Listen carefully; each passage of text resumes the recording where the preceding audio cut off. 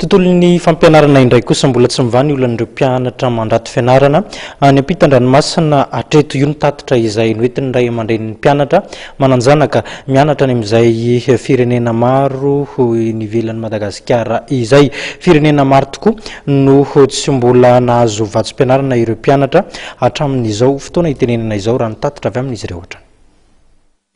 Tsy ireo mpianatra anjatony ao Chine fa ireo mpianatra malagasy mandrato fianarana amin'ny firenena maro ao Eropa, Azia sy firenena ao andrefan'ny Arabo ihany dia hiara ny fahatapahany vatsim-pianarana tao anatin'ny 3 volana izao, hoy ny fikambanan'ny ray amandrenin'ny mpianatra any am-pitan-dranomasina.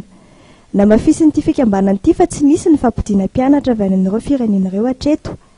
Olana iainan'ireo mpianatra ny tsy fahafahan'izy ireo miatrika fanadinana sy ny tsy fahazoan'izy ireo manavao ny fahazon-dalana ivahiny any amin'ireo firenena ireo. Nisy ny antsony antefa tamin'ny filohan'ny repoblika nataon'ny ray amandrenin'ny mpianatra androany amin'ny anaovan'ny tsy farany fifanarahana ahafahan'ireo mpianatra mamarana ny fianaran'izy ireo. Ihaona amin'ny ami de Madagascar, ary ao anatin'izany ny Chinois, ny frantsay sy Robert de Fond angatahinay ny filoha izay hanitokana manana teny ho tenenina manolona ny firenena misy ireo mpianatra ireo.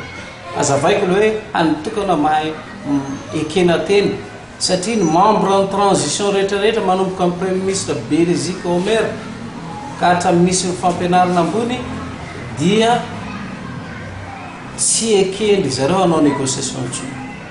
Zany na mahatonga any amin'ny teny hoe maika koa zay ray aman-dreny dia maika amin'ny fijoroan'ny gouvernement vaovana dia tsy teny resaka politika zany.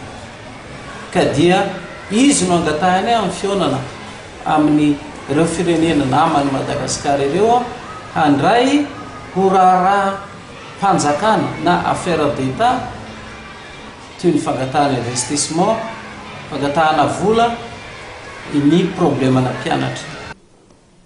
Sosikevitra ireto ray amandrenin'ny mpianatra ireto ny tokony hisy ny fifanarahana eo amin'ny fandoavana ny trosan'ny université any amin'ireo firenena ireo. Eo ampiandrasan'izany dia nanao fangatahana izy ireo ny amin'ny tokony hanomezan'ny fanjakana fanampianara-bola isam-bolana ho an'ireo mpianatra mandra-bavita ny fianaran'izy ireo.